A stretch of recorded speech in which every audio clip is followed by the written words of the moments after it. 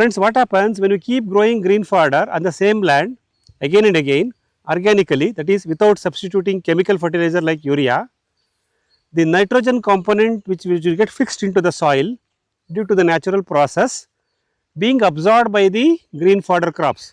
And I am following principles of organic agriculture, means zero chemical and minimum or zero tilling. The more milk I produce, the more losses it will be. My first experience itself is gone. I just bring the seeds about 6 kgs per acre, broadcast it and do brush cutting for the previous weeds. I have potash here or a phosphorus of certain percentage which may not be in an available format, but it will be sufficient enough deposits are there in the topsoil which can feed my yielding coconut tree. Create a conducive environment for the microbes to come, live, duplicate, stay and perform. Hello friends, my name is HR Manjunath. We are at in our farm. This is called Nammane Tota, village Kittaganamane, Palya Hobli, Aluru Taluku, Hassan district, Karnataka. Friends, this farm I am managing since 2015, November 2015, which is 10 years now, and I am following principles of organic agriculture, means zero chemical and minimum or zero tilling. These are the two main framework on which I have designed my organic agriculture practices. Initially when I came here, brought this land and I started planning myself, I found some challenges in this land. This is deep, there is a bit deep slope towards north from south. So that made me to create lot of bunds, interbunds like this. You can see lot of bunds we have created. We made some bund structures such that when it rains, the water should as much as possible should sink into my water table and the topsoil or the subsoil, should not go down and join a river which flows adjacent to this. So first thing we did is we did a little bit of landscaping and we ensured that the rainwater which receives naturally being harvested effectively for my plants.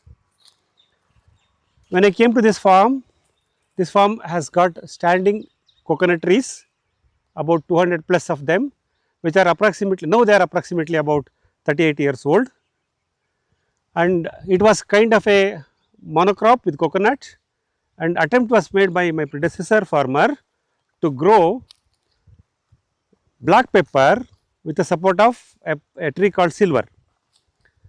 But as I come here, I looking at it, the silver was not good, and I also read about the disadvantages of growing silver all along the inside, everywhere in the farm. So initially I thought I will restrict the silver plants only onto the bunds and interbunds, and on the interspace between my coconut trees, I removed all the silvers. So that became an open land like this. Then I thought, okay, now I have to start doing some practices farming. I had a passion towards livestock management, that is dairy farming. I started with about 4 cows in the year 2016 September, and they grew to 14. I managed this dairy farm, that is animal husbandry, for about 32 months. Friends, initially it was okay for me because I have 6 acres of land. I can able to grow whatever the green fodder required for my animals.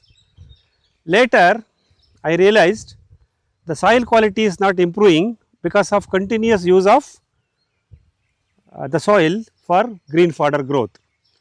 Friends, what happens when you keep growing green fodder on the same land again and again organically, that is without substituting chemical fertilizer like urea, the nitrogen component which will get fixed into the soil due to the natural process being absorbed by the green fodder crops. In any other crops we grow, we try to return about 80% of the biomass back into the soil to balance the nutrition loss. But when we grow green fodder crops, we harvest everything and feed it to our livestock, nothing goes back to the soil. This is one perennial green fodder crop called Super Napier. So this I was growing since 2016. All this area I had, And if you look at friends, when this stage, when it is very green only, we have to harvest it. So nothing is going back to the soil, we are only it will taking from the soil. Attempt was made to maintain the soil nutrition by recycling the cow urine and cow dung, but the type of quality of cow dung and cow urine I am getting, and the process of applying back into the soil, it was not enough for all my 6 acres land. A, B, it was laborious. Initially I had a support of some external laborers who comes for work. Later they also stopped coming, or their demands were increased.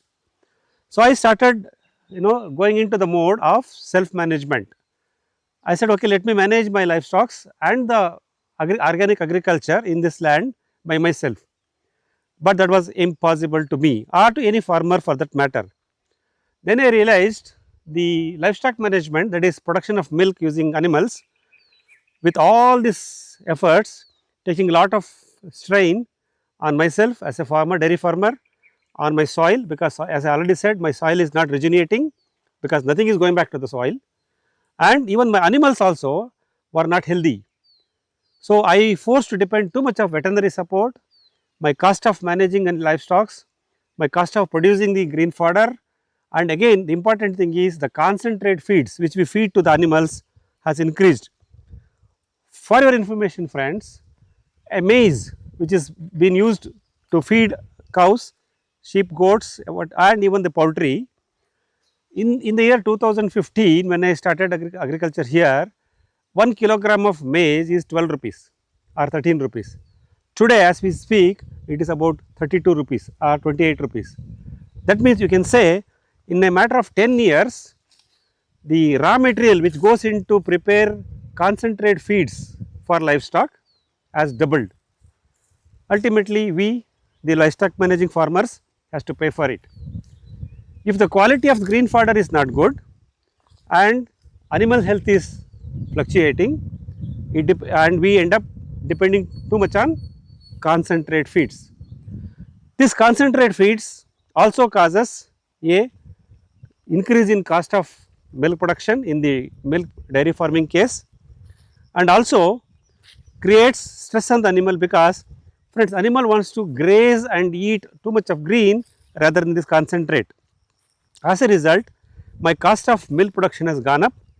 Within 30 to 28 months, I realized, my Excel sheet told me that 1 liter of milk production cost here in this farm with about 14 animals gone up to 36 rupees per liter. The value I am getting by selling this milk to the nearest cooperative milk federation system, they are paying me 24 rupees or max 26 rupees. What it means? Every liter of milk I produce in this farm, putting my own efforts, okay, I am getting minus 12 rupees, minus 10 rupees per liter. Means the more milk I produce, the more losses it will be. It was very clearly defined in my Excel sheet. Then I decided this is enough. It is not helping me economically, it is overburden me in terms of labor, my soil is not regenerating, my animals are not healthy, my dependency on veterinary is increasing, but the cost of concentrate feeds is doubling. Where is the ray of hope to continue milk production or dairy farming? I said this is ultimate. I hit the dead end and I decided to close my dairy farm or a livestock management.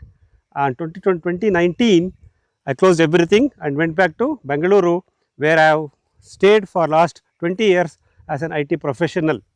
This situation has brought down all my emotion, brought down all my enthusiasm, brought down all my passion towards agriculture. I said, what happened? My first episode itself, my first experience itself is gone. I know I have derailed, I know where I have derailed. I analyzed everything, then I said the only way to do organic agriculture is by reducing the dependency on livestock, increasing the organic carbon on my soil by substituting green. Then I came back again in 2022 and started growing green. So I had to set up an irrigation system which I use now. It's called WINKLER, Winkler irrigation system. For this entire 6 acres, friends, there are about 185 Winkler systems we have set up with a granular wall control. What I mean by granular wall control? I can select any section of my land and drive the water to that minimum area. And I also practice minimum watering, matlab I always use about a small portion of the area for a small duration and switch over. In a sense, in 3 hours I should be able to cover all my 4 plus acres of land with less water, consuming less electricity or power. So that is why I started incorporating green manure plants, what you see there, that is called sun hemp and daincha. Friends, the university and the departments of horticulture and agriculture tells the farmers that in order to grow these green manure plants in a coconut garden like this or any farmland for that matter, one has to do frequent tilling. But my framework of organic agriculture is based on zero chemical, zero tilling / minimum tilling. Then I thought, how do I grow these so important green manure plants like the sun hemp and daincha without tilling? I brought a brush cutter which is used for weed management, and I will tell my person who operates the brush cutter that you take the green manure seeds, broadcast it the way it is, then you do brush cutting. Thereby what is happening, the broadcasted seeds will naturally get germinated without tilling. So now with a 3 plus years of consistent efforts, we have come to the stage that anytime I wanted to grow my green manure crop or what I have to do is I just bring the seeds about 6 kgs per acre, broadcast it and do brush cutting for the previous weeds. Today if you can see here, all these green manure plants have come without tilling. We just broadcast it and they grow. That means to say the topsoil in this farm has been accumulated with good volume of organic matter or a biomass. Once we do this biomass creation on the topsoil, the soil microorganisms comes into picture. These soil microorganisms will perform and convert that biomass into soil organic carbon. Once the soil organic carbon is developed in my soil, now I do not have to wait for my plants, the growing plants does not need any expensive bio inputs because we do not use chemical inputs. I can go to bio inputs which are again expensive. So in a sense today, after 3 years of the cycle of growing the green biomass and mulching it, have increased the biomass availability and microbial activity. Thanks to this microbial activity, my topsoil is slowly regenerating. Once we increase the soil carbon on this soil, all the nutrients required for my growing plant or my yielding coconut tree comes from the soil itself except nitrogen. Friends, any soil in a farmland do have deposits of potash, deposits of phosphorus and good amount of minerals available in the soil itself. Any soil for that matter, only thing is the percentage of P, K, minerals etc. may vary and they may not be in the available format. For example, I have potash here or a phosphorus of certain percentage which may not be in an available format, but it will be sufficient enough deposits are there in the topsoil which can feed my yielding coconut tree. What I need to do, I have to increase microbial density or microbial diversity. Once we help the microbes to establish here, these microbes start performing. They do the potash mobilization, phosphorus solubilization or mineral extraction from the topsoil or from the humus, from the soil carbon which is generated because of green manure plants growing and mulching. So there is a cycle, friends. One end I keep growing green manure plants like sun hemp, daincha and mulch them. Microbes will increase, microbe starts performing, microbial density will increase, microbial diversity will increase, and these soil microbes and other earthworms or animals will help in these plants to absorb nutrients available in the soil. So, bottom line is keep adding green biomass or a dry biomass, create a conducive environment for the microbes to come, live, duplicate, stay and perform. That is it madam, that is it sir, that is it gentlemen. This is the simplest way and cost effective way of doing organic agriculture without getting expensive external inputs.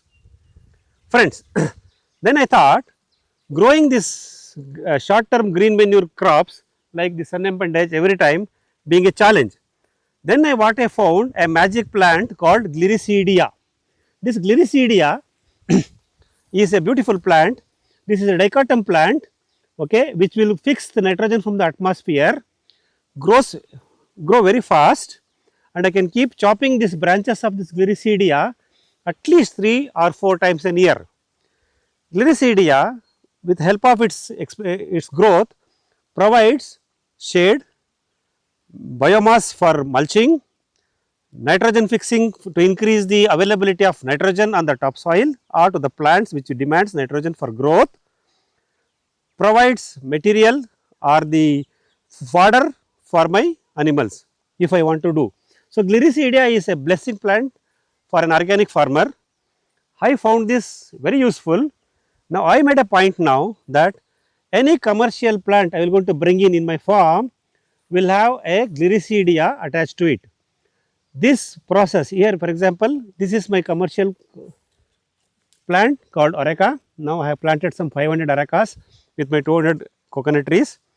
For every Areca plant which I planted last December, I have this Gliricidia on the western side, and this plant act like a guardian for this plant for my commercial crop.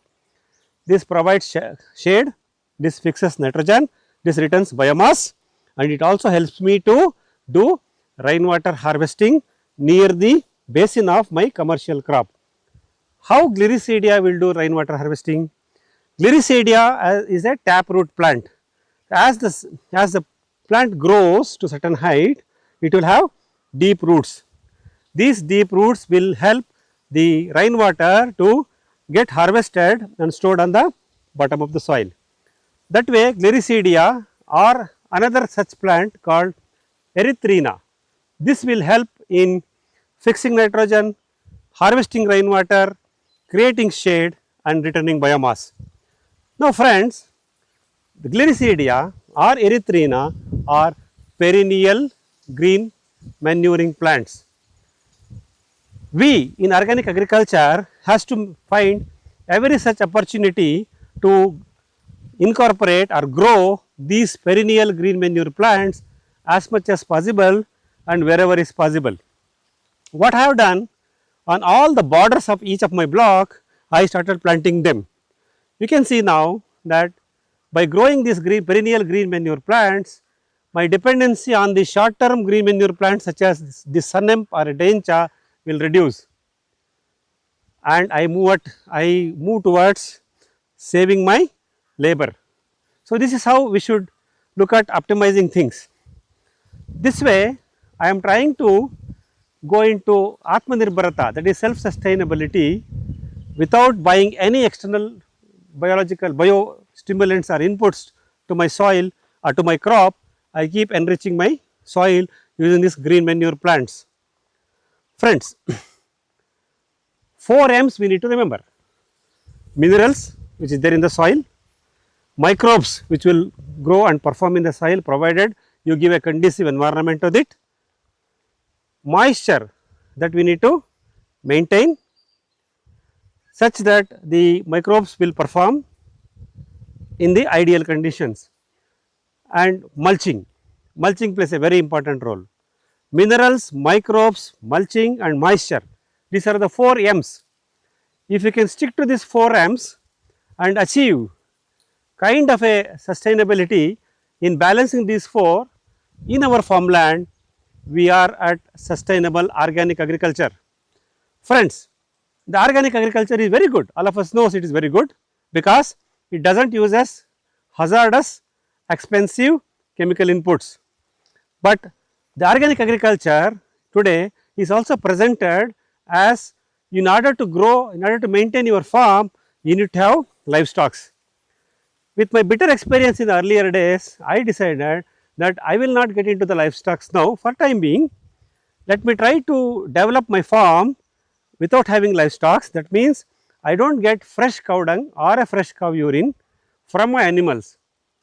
But the implication of why we need fresh cow dung and fresh cow urine, just to add more nitrogenous manure into my soil, because cow dung and cow urine can carry some of the plant nutritions, majorly nitrogen if it is fresh cow dung or fresh cow urine. It also carries some other trace elements and plant nutrient. So, what is the substitute for cow dung and cow urine if I am forced to manage my farm for time being without having livestock? That is where I looked at this green manure plants. So, these green manure plants start complementing all these requirements which otherwise I need to look at cow dung or a cow urine. In that sense, from the last 3 years, from 2022-23, now I started regenerating my farm, coconut plantation, without any cow urine or a cow dung. I have not applied a liter of cow urine or a kg of cow dung in this farm in the last 3 plus years. My coconut yield is incrementally increasing, but my soil conversion is happening because I started bringing diversity in this farm. You can notice here I have main crop as coconut, intercrop as areca. I also planted some cocoa and banana as my commercial crops. In addition to that, I focus on growing more green manure plants such as Sunampan diancha wherever possible, Gliricidia, Erythrina, Susbania, Tapioca, Simaruba, etc. as my perennial green fodder plants. By combination of these things, I create an environment with multiple species of plants being planted in a given area. Friends, they all perform together. They bring in diversity into my farm. In the natural farming, as you know, nature always prefers diversity. Nature always supports diversity. Today, I have diversification on my commercial crops, coconut, cocoa, banana and areca, and I am going to add few more shortly. Then I also started incorporating timber value plants. I have more than 20 species of forest timber plants, about 500 of them. I brought them and planted them on all my borders, the western border, the corners and the interbunds. They are too young. I just planted them in December last year. I hope they sustain this summer. Whatever needs to be replaced, I will replace it in the coming monsoon, such that we achieve diversity with the introduction of forest species plants as well. So, again diversity comes from adding forest species. For my consumption, in this section I am going to plant different types of fruit plants. I have reserved this 1 acre only for fruit plants. I already started planting now. I have guava, lemon, custard apple, avocado, mango, jackfruit. These plants I have brought and already started planting on this area. They are too young, just planted in the December. I am going to continue to focus on this. That means I have dedicated organic fruit garden. This area gives me all seasonal fruits for my own consumption and for my customers who comes to my farm gate and wish to buy. Friends, diversity in crops, diversity in forest species, diversity in green manuring, and with zero tilling and zero chemical and regular weed management, I will increase diversity on soil microbes. Once I have all this kind of diversities brought into my farm, what else friends? I am confident this nature will support me, support my efforts. This time I am putting lot of cautious steps. My early experience of 2016, 17, 18, just jumping into livestock, jumping into milk production without understanding the pros and cons, has taught me a big lesson this time, that I look at everything closely. Before I do anything, I will ask twice, should I do this? As I already told you, I am looking at Atmanirbhar, sustainable agriculture, organic agriculture. Hence, I always prefer to bring anything from outside to minimum. I bring something to my farm as an input to my farm. I ask this question, can my practices survive without that input? If yes, I will defer my decision. If no, I will try to bring in as an exception for that monsoon season. But I will tell myself, for the next monsoon season, I should be able to bring that resource somewhere in my farm such that my dependency on that input will be minimized. This way, I am confident with such a diversity getting established here, in a matter of couple of years, this farm will going to be completely on its own food, Atmanirbhar. Friends, it is very easy to achieve. I save labor, I save capex. I have a lot of time now because I don't have to take care of my livestock. It helps me in my reading, it helps me in traveling. I travel to many of my fellow organic farmers' farms, learn from them. It helps me to make lot of free time to participate in training programs organized by various platforms, and I also go and deliver this kind of my experiences in those platforms. All these things are possible today because I have opted for zero chemical, zero tilling, zero livestock, zero disturbance to the nature and diversity. With this 10 years of my farming journey, I can only suggest people to look at this path, explore this, because this has given me some comfort. I hope and assume that this will going to be a better path for you to manage your farmland in organic agriculture or chemical free farming. For more information, you can get in touch with me, and you are always welcome to visit my farm whenever I am here. The details of this farm location, including the map, Google map, will be shared on this episode. Please do visit my farm when you feel convenient, when I am available here. I will wish you happy, chemical free, sustainable, with diversity, free time and enjoyable free timed organic agriculture experience to all of you. Thank you very much.